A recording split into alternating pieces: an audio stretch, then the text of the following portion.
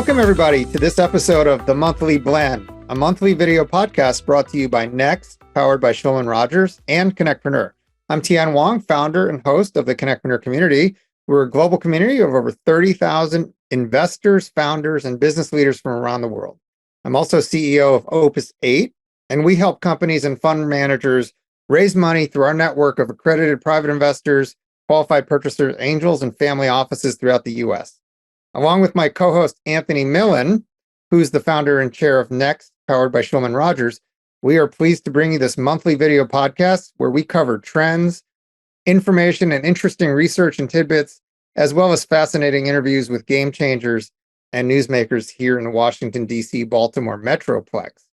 Anthony and I started this podcast about 2 years ago as a way to increase awareness of cool, innovative happenings in our region, to break down silos, and to serve as a mechanism to do our part to help bring this region together and to help foster innovation and entrepreneurship here. And today we're absolutely thrilled to have a conversation with some awesome people. We have Doug Anderson, who is the founder and CEO of DCA Live. And we also have three of the DMV region's leading entrepreneurs, and we're thrilled to hear their stories. I'd like to start by having our four guests introduce themselves, starting with you, Doug. Thanks, Tien. Great to see you and everybody. I'm Doug Anderson, as Tien said, founder and CEO of DCA Live. DCA Live is an events platform that convenes leaders in Washington business in both big community events as well as intimate gatherings to discuss latest goings on in DC business. Great. Welcome, Doug. I'd like to also have Vishal. Can you introduce yourself, please? Thanks, Tien. Hello, everyone. I'm Vishal Chintawar, founder and CEO of Givhero. We help companies engage employees in wellness, DEI, and CSR initiatives. Great to be here. Thank you for coming. And then we have my good friend Shavini. Shavini, how are you today? Hi, Tien. Thank you for having me here. So I'm the founder and CEO of OxiWear, which I'm wearing, which is an ear wearable for continuous blood oxygen monitoring and alerting for sports and cardiovascular patients. Awesome. And then last but not least, we have Laura. How are you, Laura? Good. Thanks for having me. Laura, Randa, CEO and chair of Toivoa. And Toivoa is focused on bringing a fully accessible, personalized medicine coaching platform for people with disabilities struggling with mental health. Thank you guys for joining us, and congratulations to the three of you for all the accolades and progress you guys have been making. And now I'd love to turn things over to my co-host, Anthony Millin. Anthony is a serial entrepreneur. He's a venture capitalist. He is also one of the nation's leading startup attorneys. He's the founder and chair of Next, powered by Shulman Rogers. And Next is disrupting the way legal services are being delivered with a totally unique fixed price structure, which allows for expert legal advice. And the model's been proven out by Next having won several awards recently by Legal Week as Startup Law Firm of the Year, for example, and a few others. Anthony, it's all yours. Great. Thank you, Tien, and thank you to guests for joining us today. I'm going to start off, Doug, with you and DCA Live, which is a real fixture and a critical part of the startup ecosystem in our DC metro region. What inspired you to create DCA Live, and you kind of go back to your origin story, and how have you seen it evolve over the years? Yeah, thanks, Anthony. I've been involved in enterprises that bring together Washington business people for, 15 or 16 years now, starting with a company called BizNow Media. I started DCA Live about 8 years ago, and I wanted to create a platform that could bring together leaders from all the different industries within the Washington business ecosystem, including tech and venture capital, but also government contractors, trade associations and nonprofits, real estate, law firms, and other professional services. So we host regular events that if you've been to one of my events, I say almost the same thing at each one, to do three things. Number one, convene business communities and do so in a way that makes it sort of engaging and fun. We try to stay away from hotel ballrooms and chicken dinners and kind of offer a fresher, livelier atmosphere at our events. I hope we're doing that at least. Number two, recognize great talent in the DC region. And not all necessarily the names you know. We're always looking for emerging leaders, emerging companies that are growing fast. And we want to sort of profile them and bring them into our world so that they can meet others and form connections that hopefully will be beneficial to them going forward. And then number three, I try to keep our programs really short, really brief, really accessible. I want people to want to come to our events, not dread having to come to our events. They're 2-hour happy hours typically with lots of music and a very short program and hopefully a cool space. And then, of course, we do many smaller, intimate events too, where we invite executives back for a roundtable discussion over dinner and hopefully are able to connect a lot of people that way. So the way the business has evolved over the years is I've just continued to find new leaders and new companies to profile and to bring into our world. I've continued to add smaller events to our portfolio of products and find new partners. I'm lucky enough to have over 100 partners leading banks and CPA firms and law firms and insurance brokers and real estate firms who support our programs. And we've continued to grow by adding them. And, when you look at your programs, one of my favorites of the year, because you do so many great programs, is the Red Hot Entrepreneur Program. And I had the privilege of attending the event last night, and 3 of our guests today are all winners in the most recent 2023 Red Hot Entrepreneur Program that you've created. And so what do you look for? We have a lot of great companies and a rapidly growing startup ecosystem here. What do you look for in selecting the Red Hot Entrepreneur winners in the region? And how do you think these companies reflect unique characteristics of our local startup ecosystem? Very good questions. So number one, how do we select them? Well, first of all, I work with some partners on these programs, including Next by Shulman Rogers, and last night Aprio was a partner, and Deloitte, and we had a few others. And so I ask, in addition to our co-host of the events and our partners, I've over the years made many great connections in the tech ecosystem, Tien being one of the short list of the very most important ones.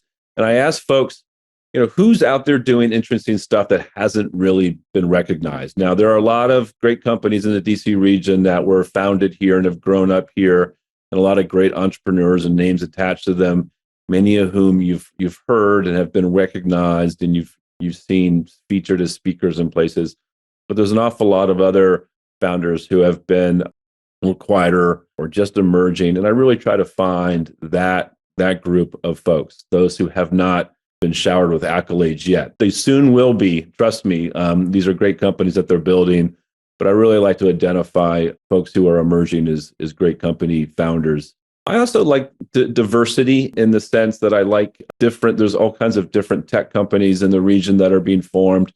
There's cyber, there's health products, our ventures, there's consumer-oriented tech, there's government-oriented tech. I like to try to find a diverse group of companies so that kind of highlights all the different sub-ecosystems or mini ecosystems that are across the region.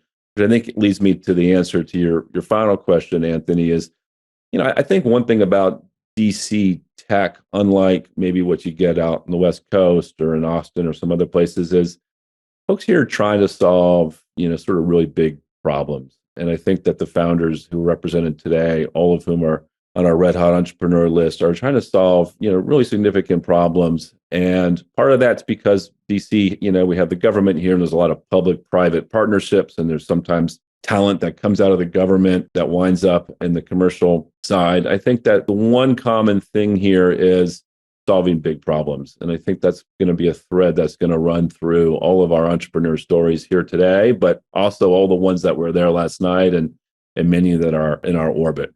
We don't have a lot of, people here making, video games or silly apps or anything like that. They have better stories to tell than that. Not that those could be great businesses too, but, I think that they're doing more meaningful work than some of those founders from other parts of the country. You're talking about doing very meaningful work. We have 3 great founders with us today, Shavini, Laura, and Vishal. And what I'd like to have each of you do, and maybe we'll start with Shavini and then go to Laura and then Vishal, is to hear just briefly about what inspired you to start your company, a little bit about your own origin story and where the company came from and what kind of drives you to do what you do every way. As all of you as entrepreneurs know, there's probably nothing more rewarding or challenging as bringing a vision into the world, but it would be great to hear where it started for each of you. So maybe we'll start with you, Shavini. Sure. So for me, I think not everyone's story must be like mine. I have a very dramatic story. So I was an athlete before, and I was never aware that I had a cardiac issue. And so I ended up damaging both my lungs and the heart. And I was diagnosed with severe pulmonary hypertension due to Eisenmenger's in 2015. So I came to US looking for a second opinion because my doctors back home said, "Oh, you have 2 years to live, enjoy life." And my personality is a bit of a rebel type. When people dare me, I want to prove them wrong. So I came here for a second opinion, and the doctor said, "Oh, you can't fly back home." But so I had to restart my life again, and then I started studying at Georgetown. But the thing with my disease is, due to pulmonary hypertension, I'm very hypoxic. I'm asymptomatic. I'm fine even with 50% oxygen, and as long as it bounces back to 90s quickly.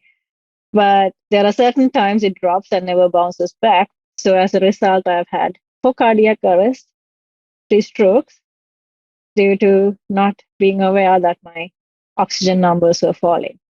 So my doctors again told me that I can't live alone. I need to move back to live with my sister because I need to have someone with me. And I was studying at Georgetown. They said, it's the most hilliest campus in DC. You need to find another university that's in much of a flatter land. So again, I felt like they were challenging me. So I wanted to prove them wrong, that I can live alone and I can still study at Georgetown. So I realized that this was happening because I was not aware that my oxygen numbers were falling. And for me, it was a simple fire alarm situation. You just need to detect the smoke and give an alarm and get the help in time rather than waiting till the fire starts. So I started initially and made the first prototype just to prove my doctors that I can live alone.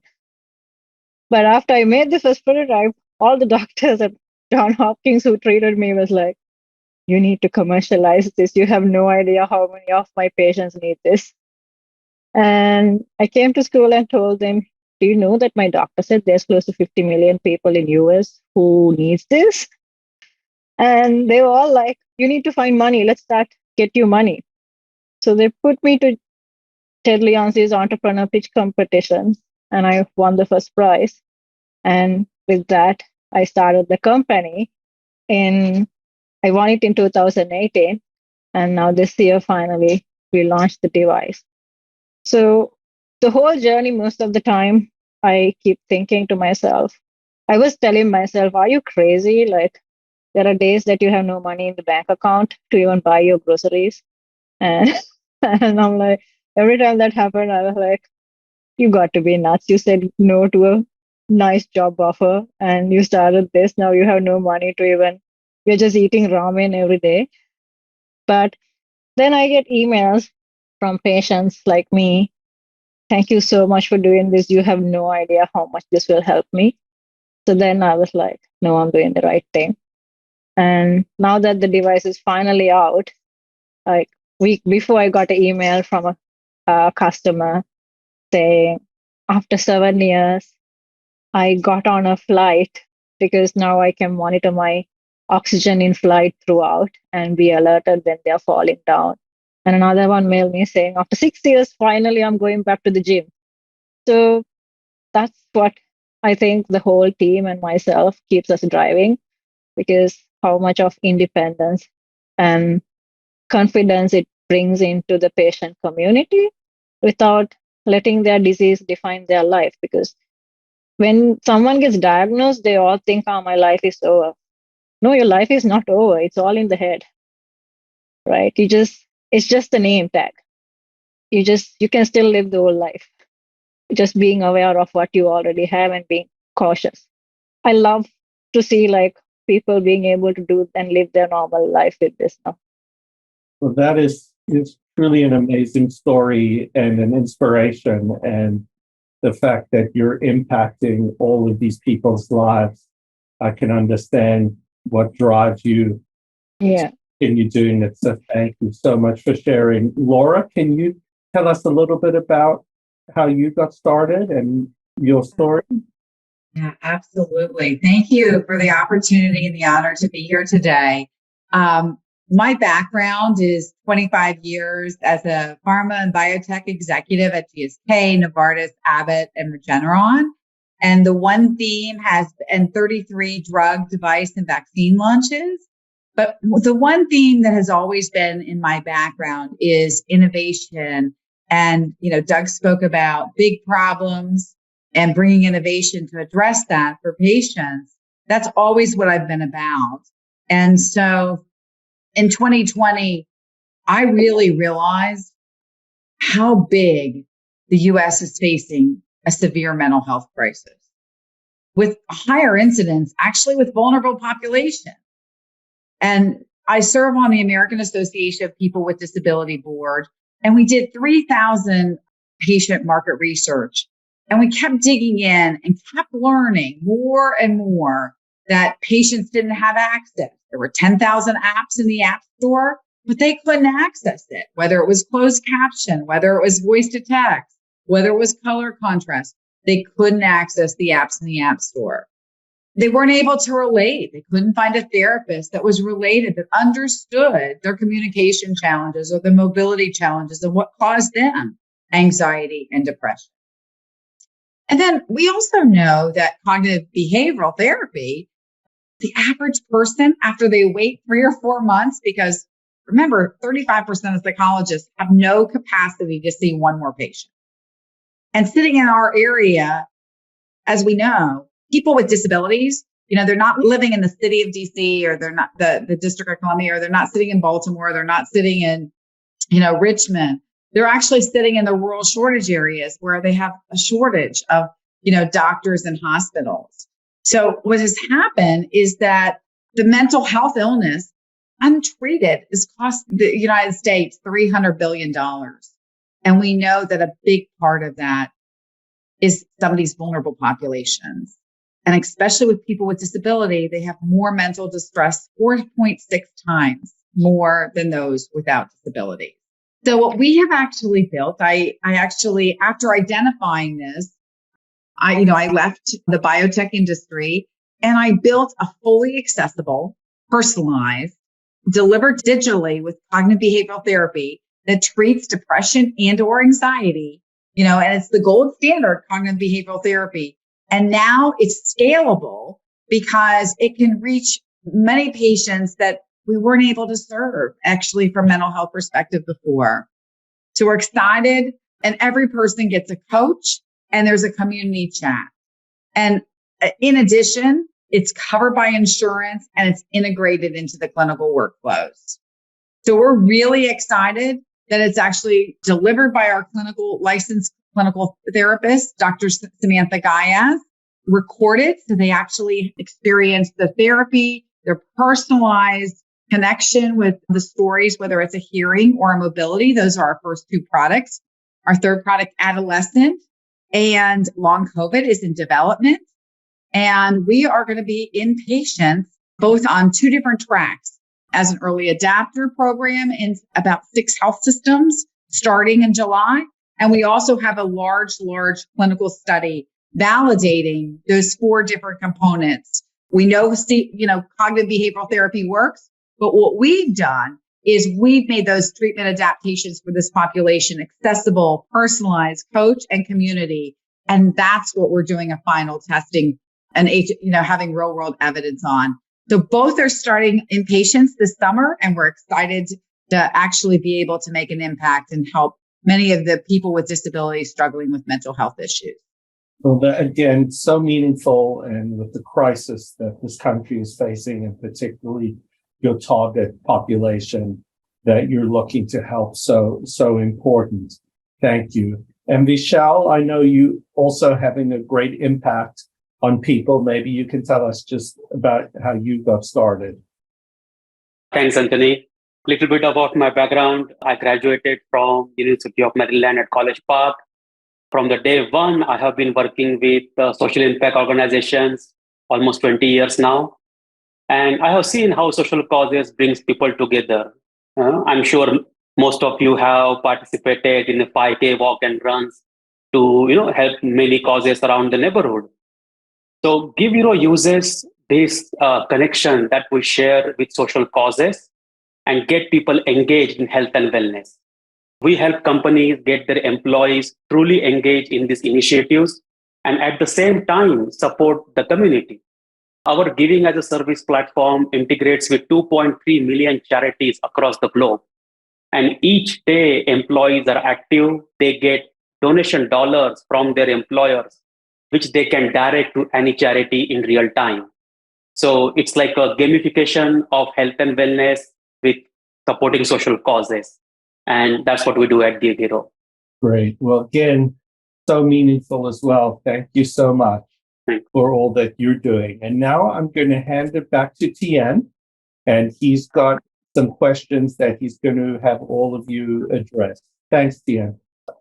Absolutely. Thank you, Anthony. Congratulations to all of you guys. You're doing awesome stuff, and we're thrilled that you're here in the DMV ecosystem. And my first question, I'd like to have Doug address this maybe first, because you've been here a long time.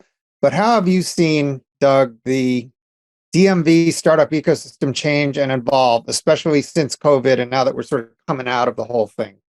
Yeah, that's a great question, Tien. As you know, the local tech world here has been through some big swings over the years. I think some of us guys like you and I can remember back to the AOL days, and big consumer tech, and then all that created. I think since then, DC has become the center for a lot of different tech ecosystems, like ed tech is an example I offer a lot. There's a lot of companies here. Again, back to solving big problems. There's a lot of ed tech here. There's a lot of the social cause tech that Vishal was referring to. There's an awful lot of companies here doing that kind of stuff.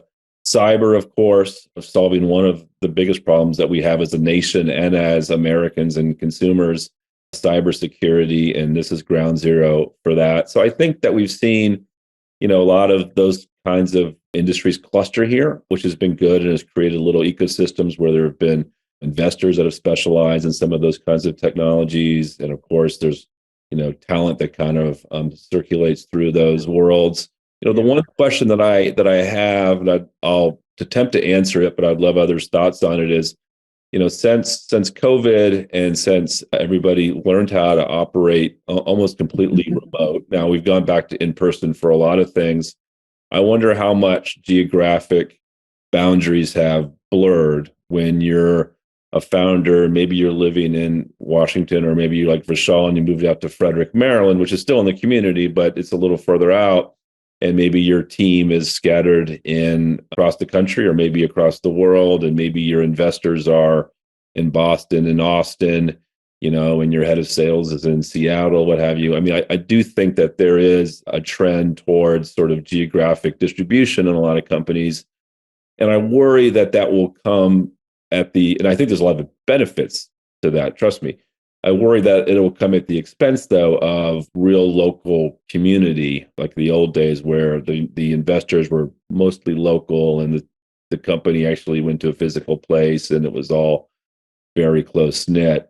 That seems to have changed. I think that's not going to go back. The question is, how do we continue to find ways to convene local communities in ways that are meaningful to them? So that's a thought, but also maybe a question back to you and others. Yeah, no, I mean, one way would be to go to DCA Live. I mean, you are the stalwart and keep making sure that we're convening on a regular basis. And kudos to you for doing that. I mean, I know it's not easy being in the event business myself, but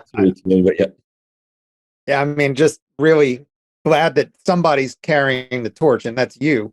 I mean, Shavini, you've been at this for 4.5, 5 years. You started before the pandemic. You raised money. You were involved in Mindshare and Halcyon. And I mean, what have you seen in terms of any changes in our community here? So I think I can say, like, because now I'm in Crystal City, we moved back to office in middle of COVID. We got space from JBG. And at that time, it was not much people in the area. But now we can actually see about 70% of the people around this whole national landing is actually here, because we had to change our lunch time from 12 to 1 because we can't get into any restaurants. Oh, good. That's good to hear. to buy food. So now we go to lunch at 1, not 12, because then we can work until everyone finishes their lunch and go back.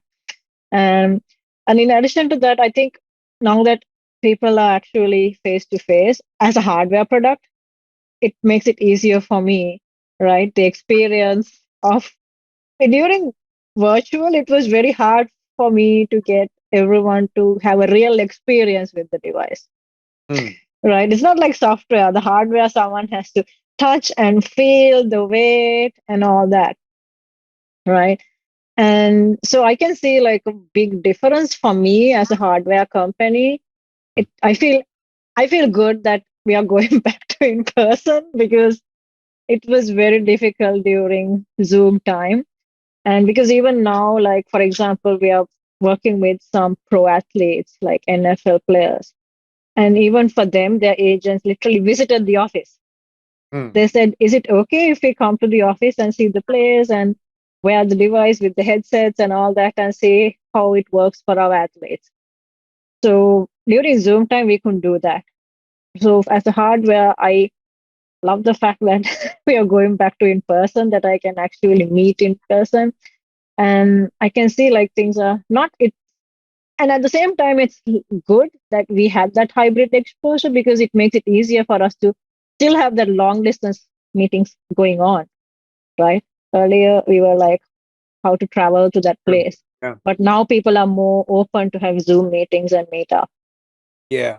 No, that's a good point. I like to shift gears a little bit, like the fuel for startups, right? People, that's always been fuel that was required before the pandemic, during the pandemic, and now after the pandemic. And I have a question for Laura, because you're the youngest startup here. You took the plunge right as we're coming out of the pandemic. Courageous step. Welcome to the club. Like, where do you see successes and challenges to meeting investors and finding great people? So thank you for the question. I think that, as Doug talked about, big problems, and coupled with, the right innovation, the right science and technology, the right team, and the right strategy, I think that people come and they follow because they see that.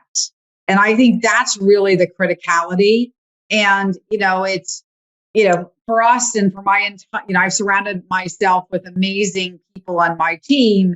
When we've started talking about this, because it's a very large, total addressable market, 43 million people, people with disabilities suffering with mental health illness, and then coupling it with all the other components we just discussed.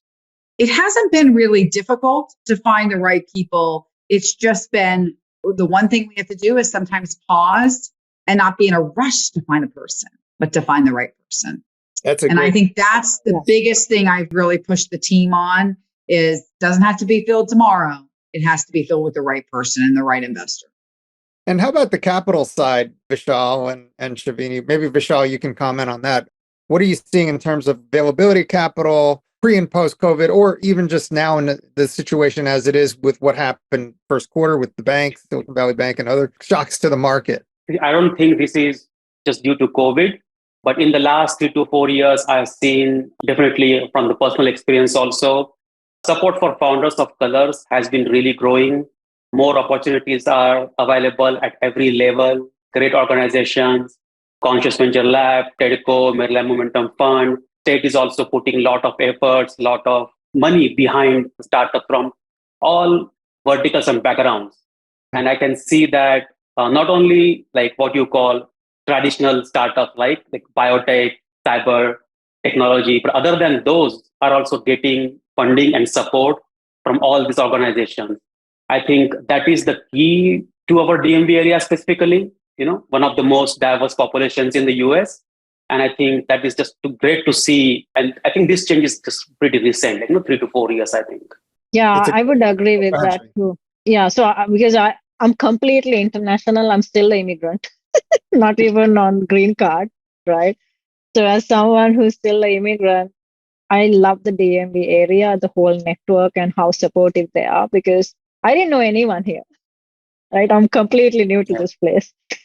So from Georgetown to Halcyon, and I go to Tien's Connectopreneur events, right? And then VIPC invested in us twice, right? They follow up the investment and the whole Thai DC community. My entire cap table is people say DMV is hard to raise money, but I've raised 4 million so far, and that from 4 million, 90% is from the DMV. And they are all individual checks too. Great story. I mean, by the way, it speaks to your mission, your persistence, and just you, and congratulations. Doug, you hold roundtables for angels and VCs. What are you hearing in your roundtables right now in terms of the environment? Yeah, it's a little tough to quite figure out. I do think that there is capital available for very early stage businesses out there, because I think that sources of venture capital now have diversified, right? You have a lot of family offices, you have a lot of sort of angel groups and angel syndicates, you have a lot of people who've had a lot of wealth created over the past decade, and they're deploying some of that capital. So I think early stage startups, to Shavini's point, if you get out there and you hustle, I think you can get funded. I think all the way up to Series A, that's true. I think there is definitely a tightening in the market for beyond Series A, like growth capital. You really have to have your numbers dialed in. You have to have product market fit, and you have to be ready to get really big, really fast to get that B round now. I don't think there's many people taking chances on shaky companies at that phase. So I think we are in a problematic area for some of those companies. And of course, venture debt still available despite the Silicon Valley blow up, but it's obviously very expensive now. And so I think that's still an option for a lot of founders, but I think it's just like everybody else in the business world is dealing with a higher cost of capital, and you got to make the numbers work. Yeah, that's great. I mean, I guess we're nearing the end of time. I have a final question for all four of you, which is obviously all four of you are in, industries that have a bright future, that are doing a lot of good for our region. Innovation. How do you guys plan to continue innovating and expanding? Laura, why don't we start with you? You have a tremendous resume. I looked at your background, and you've been innovating for years and years. How do you plan to bring that to your company? I think 3 things. We're data rich here in the United States, but we're actually strategy poor linked to that data. And so we don't necessarily let the data drive those insights and then drive where the innovation should be. So we have flipped that model upside down and really, really digging into the data and really understand patient journeys, and then laying on top the stakeholders, getting real true, who are our stakeholders, patients, physicians, and really understanding the health system, where their challenges are and where we really can support it. But I really believe we've got to really look deep into that data and really hear our patients, hear the doctors, and hear the health systems, and that will drive our future. Thank you for that. I'm going to call an audible for our final 3 comments, and I'd like to maybe incorporate artificial intelligence. So maybe Vishal, what are you doing with AI in terms of relative to innovation to help you serve your company clients better? Oh, big keyword. So yeah, we are not using AI as of right now, but as Laura said, data is really important. We have more than 60 million transactional data that we achieved over the last 5 years. And we are using that data to help our customers make better decisions regarding their programs. And our data is more of a usable data, use case data. What has been working for different companies, different organizations, what works for technology companies doesn't work for law firms, what works for law firms doesn't work for manufacturing firms. But because of our diversity of our clients and the user base, we can help them create programs for our platform which are specific to their population. This is the pretty exciting times, like we have millennials coming into the population and they all look for this kind of platforms to support their own needs. Awesome. Thank you. Shavini, you're in the device business, but are you going to be using AI? And if so, how? Oh, yeah. Yes. We have a hardware and software both, right? So even on the hardware and on the software both, we are trying to figure out how we can get the algorithms to run in a smarter way, right? For example, on the device side, we are trying to make it more usable, like improve the usability to the customers, right? From 7 years to 70 years, right? How we can make it user-friendly. Yeah. From the placement of the device, how we can help them. And also the device itself, how we can make it smarter to adjust based on your skin tone, right? How much of pigments you have, how much of blood flow you have in the ear. Because as a patient, I understand how all this affects my readings, right? Like Laura said, most of the time, the patient's point is not heard when we go to the ER. So I want to make them more confident in going and showing their data, saying, this is what happened to me, right? And then using the data that you get from the app, we are working on having algorithms to run and give them warnings ahead of time, right? Like to predict what will happen. And then to help the doctors, insurance companies, and even the patients to make smart decisions based on objective data rather than subjective data, right? Because currently everything's done based on subjective data, but they don't have the objective data.